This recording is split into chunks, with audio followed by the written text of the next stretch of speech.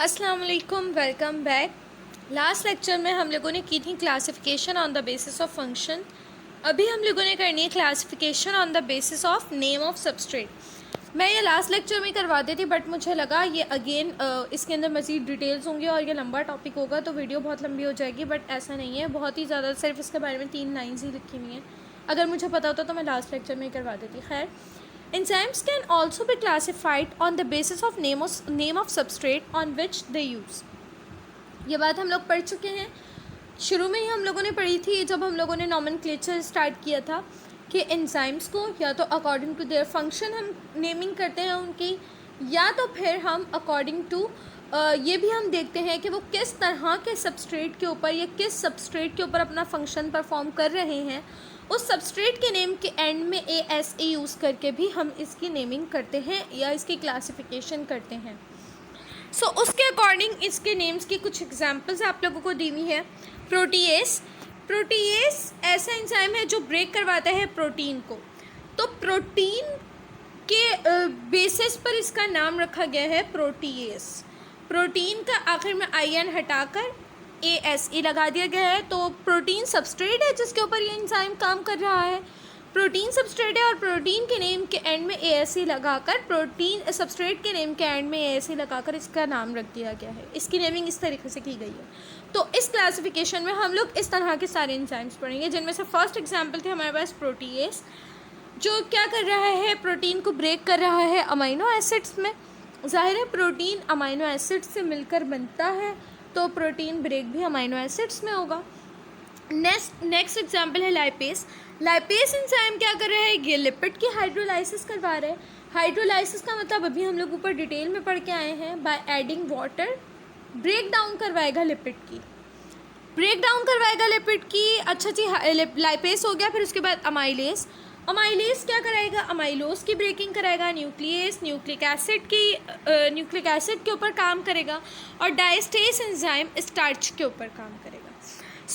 ये तमाम वो एंजाइम्स हैं जिनकी नेमिंग उनके सबस्ट्रेट के अकॉर्डिंग की गई है। यहाँ पर ये नॉमेनक्लेचर या क्लासिफिकेशन वाला टॉपिक भी होता है ख़त्म। उसके बाद यहाँ पर पूरे चैप्टर में हम लोगों ने अभी जो कुछ चीज़ें पढ़ी हैं उनका शॉर्ट समरी आप लोग समझ लें, वो की गई है डिफरेंसेस के फॉर्म में, टेबल्स के फॉर्म में। तो हम लोग वो देख लेते हैं, अगर कुछ नया है तो वो भी देख लेते हैं। बस इस लेक्चर में ये चैप्टर एंड हो जाएगा इंशाल्लाह। रिवर्सिबल इनहिबिटर हम लोग पढ़ चुके हैं, उसके डिफरेंसेस कुछ यहाँ पे मेन हाईलाइट किए गए हैं, तो एज अ समरीज को हम लोग देख लेते हैं। रिवर्सिबल इनहिबिटर क्या करते हैं, binds via non covalent interactions होती हैं। और इरिवर्सिबल इनहिबिटर्स में हम लोगों ने पढ़ा है कि कोवलेंट इंटरैक्शंस होती हैं। दोनों ही बातें हम लोगों ने इस टॉपिक में पढ़ी हैं।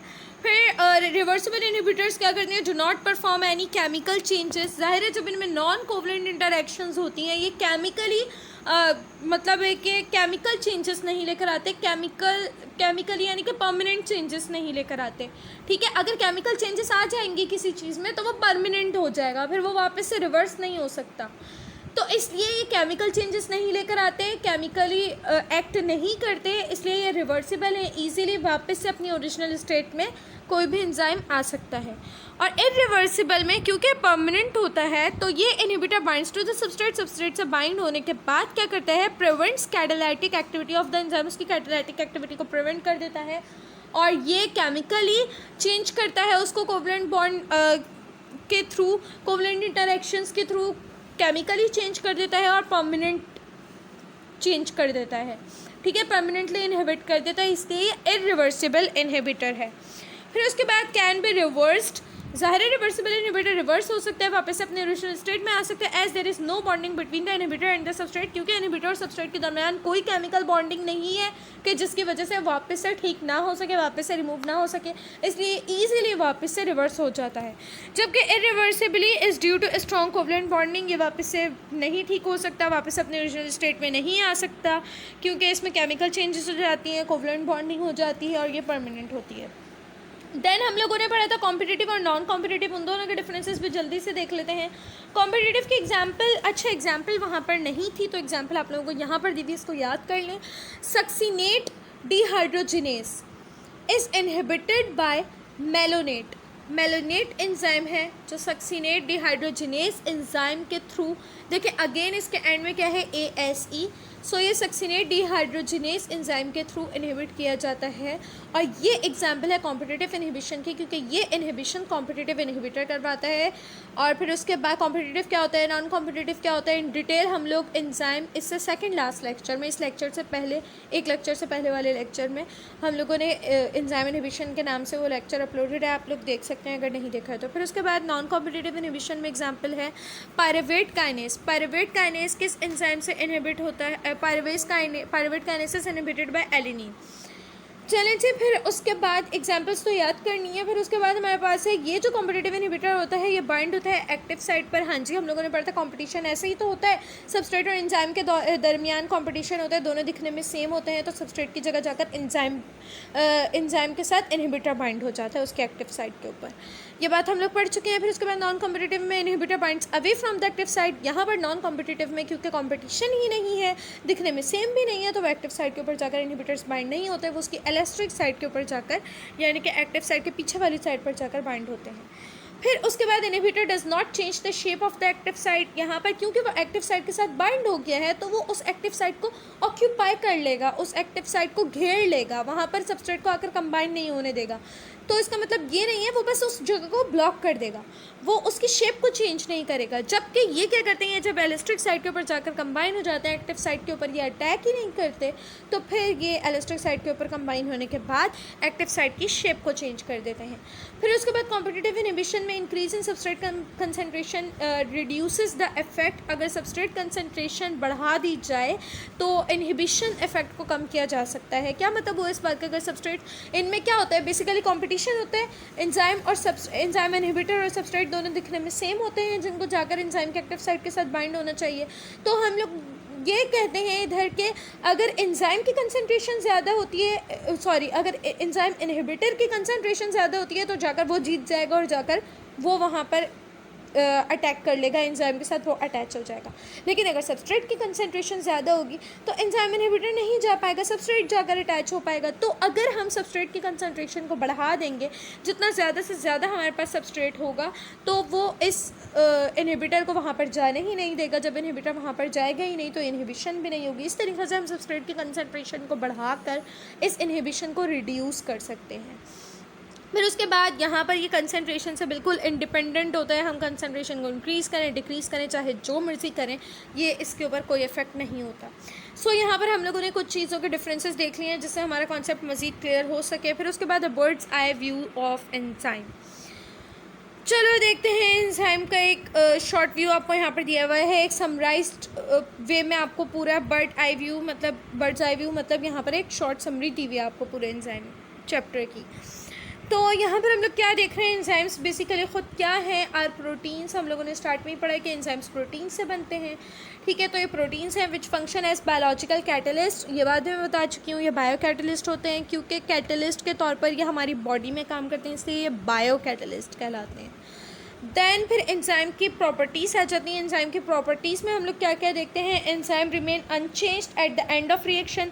इसकी सबसे पहली प्रॉपर्टी कि जब रिएक्शन ख़त्म हो जाता है, जिस तरीके से नॉन लिविंग थिंग्स में कैटलिस्ट अलग हो जाता है रिएक्शन से, बिल्कुल वैसे ही हमारी बॉडी में एंजाइम अलग हो जाता है, और फिर वो दोबारा दूसरे सबस्ट्रेट के ऊपर एक्ट करता है। फिर दूसरे सबस्ट्रेट को प्रोडक्ट में कन्वर्ट करवाने के बाद तीसरे सबस्ट्रेट के ऊपर, फिर चौथे के ऊपर, फिर पाँचवें के ऊपर, इस तरीके से इनका काम चलता रहता है, और ये हमारे सबस्ट्रेट से उनका काम उसको प्रोडक्ट में कन्वर्ट करने के बाद अलग होते जाते हैं। एंजाइम की दूसरी प्रॉपर्टी है कि highly specific in function. Enzyme highly specific होते हैं अपने फंक्शन में, यानी कि एक एंजाइम एक ही तरह का फंक्शन परफॉर्म कर सकते हैं, बिल्कुल वो स्पेसिफिक होते हैं। अब अगर दूसरी तरह का फंक्शन है तो वो दूसरा एंजाइम परफॉर्म करेगा, जिसका काम जो है वो एंजाइम वही काम करेगा, या जो एंजाइम जिस तरह के सबस्ट्रेट के साथ अटैच होता हो वो सिर्फ उसी के साथ अटैच होगा। दूसरी तरह के सबस्ट्रेट के लिए दूसरी तरह का एंजाइम होगा। जैसे कि प्रोटीन के ऊपर एक्ट करने वाले एंजाइम प्रोटीएस होंगे, लेकिन लिपिड के ऊपर एक्ट करने वाले एंजाइम लाइपेस होंगे। सो ये इनकी स्पेसिफिसिटी होती है कि ये स्पेसिफिक होते हैं अपने फंक्शन को लेकर। या जो काम ट्रांसफरेसेस एंजाइम करवाएंगे, ट्रांसफ़र करवाएंगे ग्रुप को एक मॉलिक्यूल से दूसरे मॉलिक्यूल में, वो कभी भी ऑक्सीडेशन रिडक्शन नहीं करवाएंगे। और जो oxido reductase enzyme oxidation reduction करवाएंगे वो कभी भी आइसोमर्स नहीं बनाएंगे। इस तरीके से ये स्पेसिफिक होते हैं अपने फंक्शन को लेकर। सेकंड, ये क्या करेंगे, D nature at high temperature. अगर इनका टेम्परेचर इनके काम करने के लिए जो पैरामीटर्स हैं वो भी स्पेसिफिक होने चाहिए, सेट लिमिट में होने चाहिए, सेट पॉइंट के अकॉर्डिंग होने चाहिए, विद इन रेंज होने चाहिए। अगर पैरामीटर्स आगे पीछे हो जाएंगे, कोई चीज़ कम हो जाएगी या कोई चीज़ बहुत ज़्यादा हो जाएगी तो भी इनके लिए नुकसानदेह होगी। फॉर एग्जांपल, अगर टेम्परेचर बहुत ज़्यादा हो जाएगा तो ये डी नेचर हो जाएंगे, ये ख़राब हो जाएंगे। इनके अंदर जो अमाइनो एसिड्स हैं, उनके अंदर जो सीक्वेंस, अमाइनो एसिड का जो सीक्वेंस है इनके प्रोटीन्स में, वो ख़राब हो जाएगा, तो ये डी नेचर हो जाएंगे। फिर उसके बाद required only in minute amount. हाँ जी, एंजाइम को किसी भी फंक्शन को स्टार्ट करवाने के लिए एंजाइम अगर छोटी सी क्वांटिटी में भी मौजूद हैं तो वो उसको स्टार्ट करवा देंगे। तो ये बहुत ज़्यादा माइन्यूट अमाउंट में आपको चाहिए होते हैं, या आपके जो है एनर्जी ऑफ एक्टिवेशन को, यानी कि किसी रिएक्शन को स्टार्ट करने के लिए जो एनर्जी की ज़रूरत होती है उस एनर्जी को भी कम कर देते हैं, उस एनर्जी की रिक्वायरमेंट को कम कर देते हैं। यानी कि अब अगर थोड़ी सी भी एनर्जी होगी तो आपका काम हो जाएगा with the help of enzymes. फिर ये क्या करते हैं, लोअर एक्टिवेशन एनर्जी। चलो जी, ये वाली बात तो मैंने कर दी, जिस एनर्जी की आपको ज़रूरत है काम को स्टार्ट करने के लिए, अब उस एनर्जी की उतनी ज़्यादा ज़रूरत आपको नहीं रहेगी क्योंकि एंजाइम आपकी मदद के लिए आ जाएंगे, तो वो तो एनर्जी थोड़ी भी होगी तो आपका काम हो जाएगा, इसलिए उस एनर्जी की रिक्वायरमेंट को ये लो कर देंगे, आपको ज़्यादा एनर्जी की ज़रूरत नहीं पड़ेगी। फिर उसके बाद rate is affected by pH and temperature. Enzyme का जो रिएक्शन रेट होगा, यानी कि एंजाइम कितनी देर में कितने रिएक्शंस को कैटेलाइज करवा रहा है, अपना कितना फंक्शन परफॉर्म करवा रहा है, वो जो रेट होगा वो उसके ऊपर इफ़ेक्ट होगा पीएच का या टेम्परेचर का।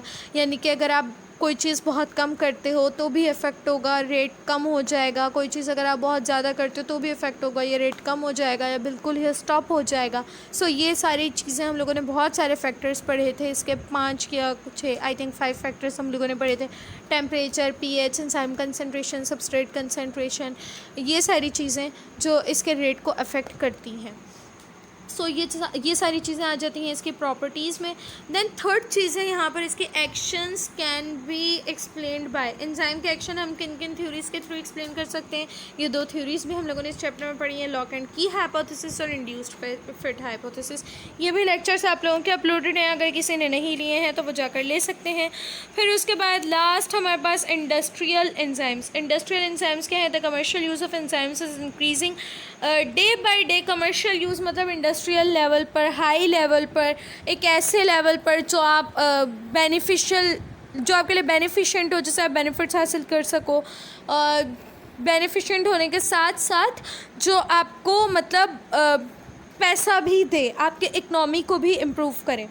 सो वो सारी चीज़ें आ जाती हैं कमर्शियल यूज़ में। सो एंजाइम्स को कमर्शियली भी यूज़ किया जाता है इंडस्ट्रियल लेवल पर, उसका commercial use day by day increase हो रहा है due to the advancements of biological knowledge of enzymes. जैसे जैसे एंजाइम्स के बायोलॉजिकल नॉलेज में एडवांसमेंट आ रही है, जैसे जैसे वो नॉलेज बढ़ती जा रही है, इम्प्रूव होती जा रही है, ज़्यादा से ज़्यादा मालूमात हमें मिल रही हैं, ज़्यादा से ज़्यादा एडवांसमेंट आ रही है, वैसे ही वैसे इनका कमर्शियल यूज़ भी बढ़ता जा रहा है।